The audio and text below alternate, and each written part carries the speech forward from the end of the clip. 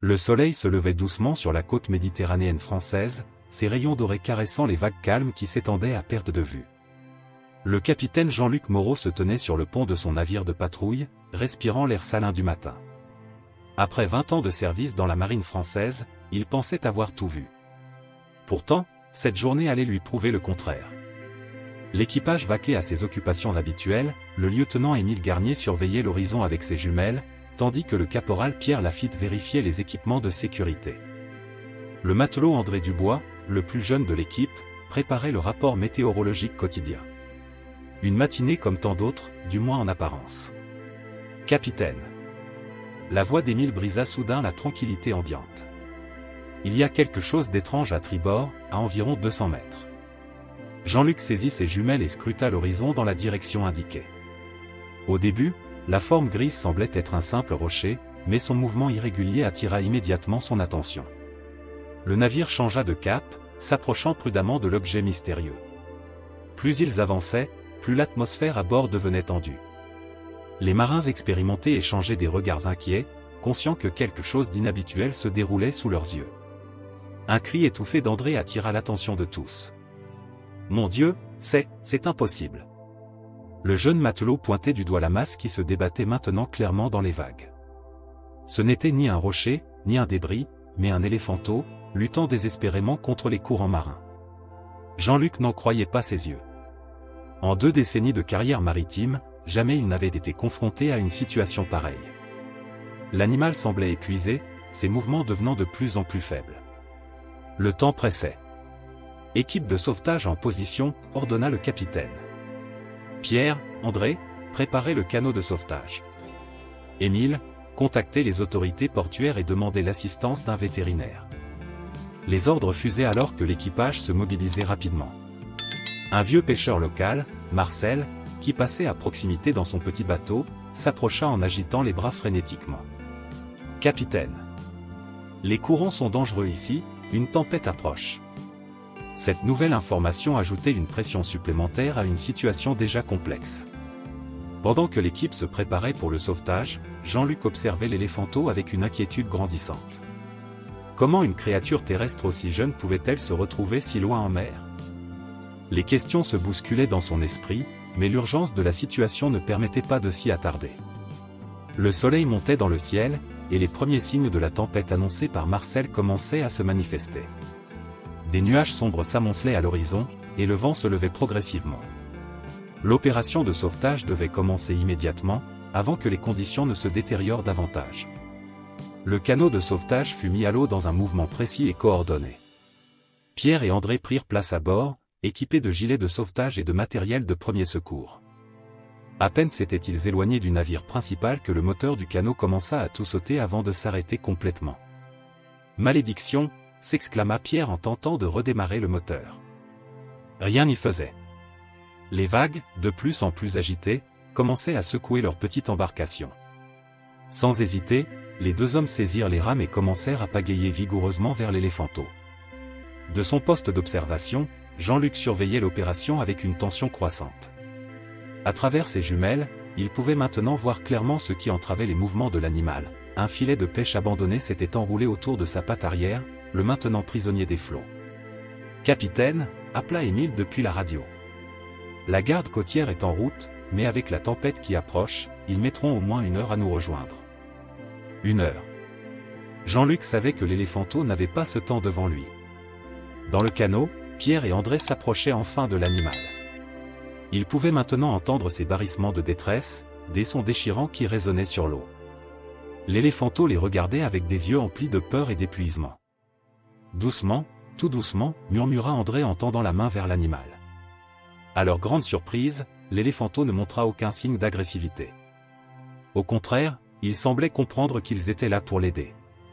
Pierre sortit son couteau pour commencer à couper le filet, mais une vague particulièrement violente secoua le canot. Sur le navire principal, l'équipage retenait son souffle. Le vent s'intensifiait, et les nuages noirs s'approchaient rapidement. Jean-Luc prit une décision rapide. « Émile, préparez les projecteurs. Si la tempête nous surprend, nous aurons besoin de visibilité. » Marcel, le vieux pêcheur, était resté à proximité. « Il connaissait ces eaux mieux que quiconque et surveillait les changements de courant. « Les vagues vont empirer dans moins de 20 minutes, cria-t-il par-dessus le vent qui se levait. Dans l'eau, l'éléphanteau commençait à montrer des signes d'hypothermie. Ses mouvements devenaient plus lents, et sa respiration semblait laborieuse. Pierre et André travaillaient frénétiquement pour le libérer, mais le filet était solidement emmêlé. « Il y a quelque chose d'étrange avec ce filet, remarqua Pierre en examinant de plus près. Ce n'est pas un filet de pêche ordinaire. En effet, le matériau semblait plus résistant, presque industriel. Cette découverte soulevait de nouvelles questions sur l'origine de cette situation. Soudain, un éclair déchira le ciel, suivi presque immédiatement par le grondement du tonnerre. La tempête était presque sur eux. L'éléphanteau, effrayé par le bruit, commença à s'agiter violemment, mettant en danger à la fois lui-même et ses sauveteurs. La tempête s'intensifiait, mais Pierre et André refusaient d'abandonner leur mission. Leurs mains, engourdies par l'eau froide, continuaient de lutter avec le mystérieux filet. L'éléphanteau, qu'ils avaient spontanément surnommé « Petit Sambo », semblait comprendre leurs intentions et essayait de rester aussi immobile que possible malgré sa peur évidente. « Regardez ça » dit Pierre en montrant une étiquette à moitié effacée sur le filet. « Il y a un logo, quelque chose à propos de la Camargue. » Cette découverte fit tilt dans l'esprit d'André. Il se souvenait d'avoir lu un article récent sur un programme de conservation des éléphants dans cette région, une initiative unique en Europe. Sur le navire principal, Jean-Luc recevait des informations cruciales par radio. Une réserve naturelle de la Camargue avait signalé la disparition d'un éléphanteau 3 jours plus tôt, lors d'une importante inondation. Les gardiens avaient perdu sa trace près d'un affluent qui se jetait dans la Méditerranée. Le vieux Marcel, toujours à proximité, écoutait attentivement. « Les courants marins, bien sûr, s'exclama-t-il. Il y a un chenal sous-marin qui relie l'embouchure du fleuve à cet endroit. Les courants ont dû l'emporter jusqu'ici. » Pendant ce temps, dans le canot de sauvetage, une lueur d'espoir apparaissait. Pierre avait enfin réussi à identifier le point faible du filet. « André, passe-moi les cisailles spéciales » cria-t-il par-dessus le bruit de la tempête. Leurs efforts redoublèrent d'intensité. L'éléphanteau, épuisé, commençait à montrer des signes inquiétants de fatigue. Ses yeux, auparavant vifs et expressifs, devenaient vitreux. Le temps pressait.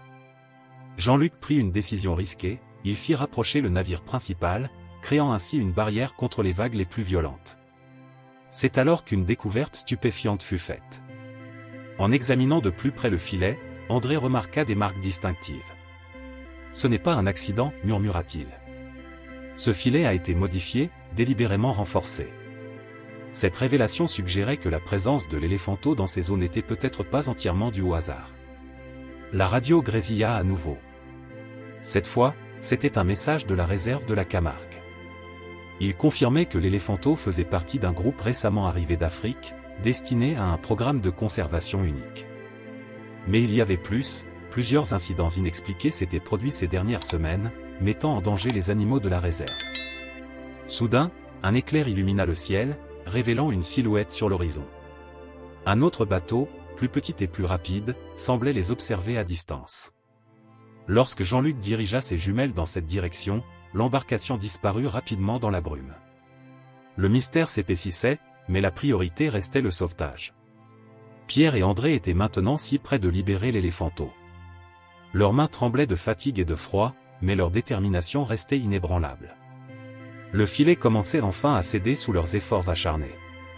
Un craquement sonore retentit soudain au-dessus du rugissement de la tempête, le filet venait enfin de céder. « On y est !» cria Pierre, tandis qu'André stabilisait le canot. Petit Sambo, sentant la pression se relâcher autour de sa patte, émit un barrissement de soulagement qui résonna sur les flots agités. Pendant ce temps, sur le navire principal, Jean-Luc recevait un appel urgent de la directrice de la réserve de la Camargue, Dr. Sophie Beaumont. « Capitaine, ce que je vais vous dire est confidentiel, » commença-t-elle, sa voix trahissant son inquiétude. « Nous soupçonnons qu'un réseau organisé tente de saboter notre programme de conservation. Les incidents récents ne sont pas des accidents. » Le vieux Marcel, qui était monté à bord pour s'abriter de la tempête, écoutait attentivement. Son visage s'assombrit soudain. « Les filets modifiés, je les ai déjà vus, » intervint-il. « Il y a quelques semaines, j'ai aperçu des hommes qui en déchargeaient d'un bateau près des Calanques. Ils m'ont menacé quand ils m'ont vu. À ce moment précis, Émile repéra à nouveau le mystérieux bateau à travers la pluie battante. Cette fois, il réussit à photographier l'embarcation avant qu'elle ne disparaisse. Les images, bien que floues, révélaient un détail crucial, un logo à moitié effacé sur la coque, identique à celui trouvé sur le filet. Dans l'eau, Pierre et André travaillaient maintenant à sécuriser Petit Sambo. L'éléphanteau, bien qu'affaibli, semblait reprendre des forces depuis sa libération. Avec une douceur surprenante, il permit aux deux hommes d'attacher des cordages autour de son corps pour le guider vers le navire. « Docteur Beaumont, continua Jean-Luc au téléphone, pourquoi ces gens cibleraient-ils votre programme ?» La réponse de la directrice fut révélatrice, « Notre réserve ne fait pas que protéger les éléphants, capitaine. Nous développons un programme révolutionnaire d'études sur leur intelligence et leur capacité à détecter les changements environnementaux. Nos découvertes pourraient transformer la façon dont nous protégeons les écosystèmes. » Sur le pont, l'équipage préparait l'arrivée de Petit Sambo. Des couvertures chauffantes avaient été disposées, et un espace abrité avait été aménagé. Le docteur Beaumont avait envoyé par radio des instructions précises pour les premiers soins à prodiguer à l'éléphanteau. Marcel, qui observait les préparatifs, eut soudain une révélation. Les hommes que j'ai vus, ils parlaient d'une société d'exploitation minière. Il marqua une pause, cherchant dans sa mémoire. Il mentionnait des tests géologiques que les éléphants pourraient compromettre. L'équipage commençait à assembler les pièces du puzzle.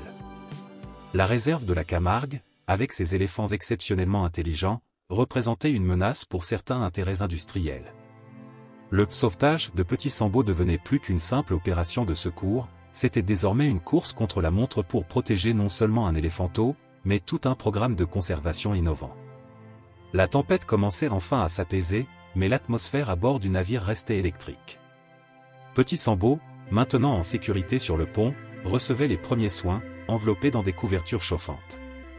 Le docteur Beaumont, toujours en liaison radio, coordonnait les soins à distance tout en partageant des informations cruciales sur la situation à la Camargue. Nos éléphants ont développé une capacité extraordinaire, expliqua-t-elle. Ils peuvent détecter les changements géologiques subtils, les sources d'eau souterraines, et même les zones potentiellement dangereuses pour l'écosystème. C'est cette capacité qui dérange certaines personnes. Jean-Luc écoutait attentivement tout en observant Petit Sambo. L'éléphanteau manifestait une intelligence remarquable, réagissant aux soins avec une compréhension presque humaine. À un moment donné, il surprit tout le monde en imitant le geste de remerciement qu'André lui avait montré, levant sa trompe dans un salut maladroit mais touchant. Émile, qui analysait les photos du bateau mystérieux sur l'ordinateur de bord, fit une découverte importante. « Capitaine, j'ai identifié le logo. Il appartient à une société écran liée à un grand groupe minier international. Ils ont récemment déposé des demandes de permis d'exploration dans la région de la Camargue. » Marcel, qui connaissait chaque recoin de la côte, proposa son aide.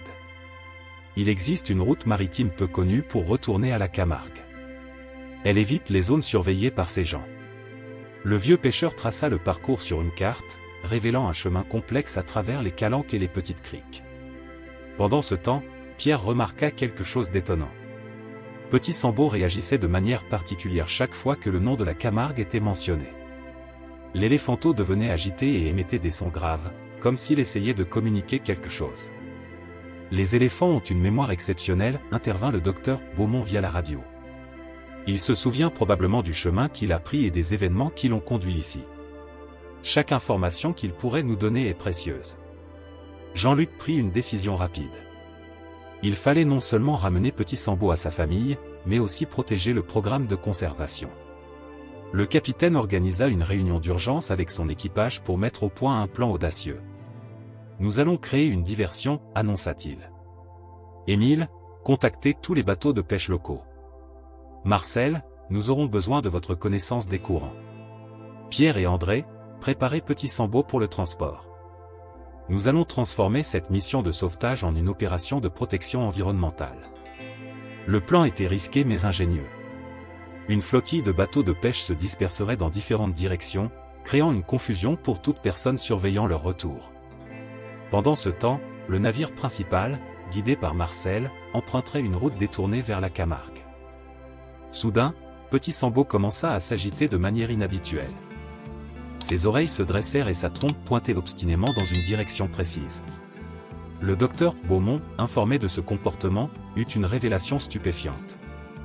C'est incroyable, il sent peut-être la présence de sa famille. Nos études ont montré que les éléphants peuvent détecter leurs congénères à des distances remarquables.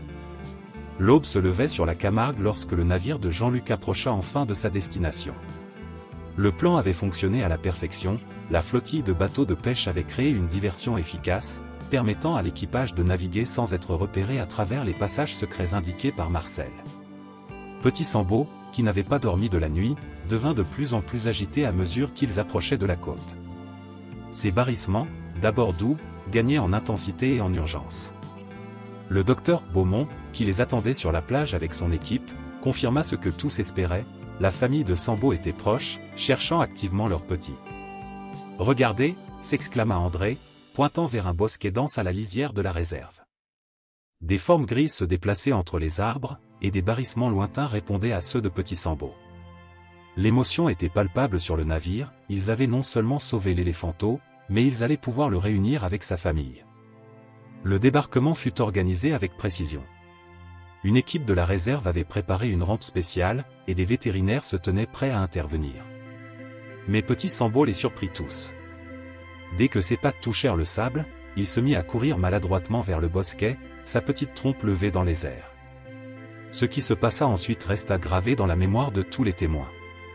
La matriarche du troupeau, une femelle imposante aux défenses majestueuses, émergea des arbres.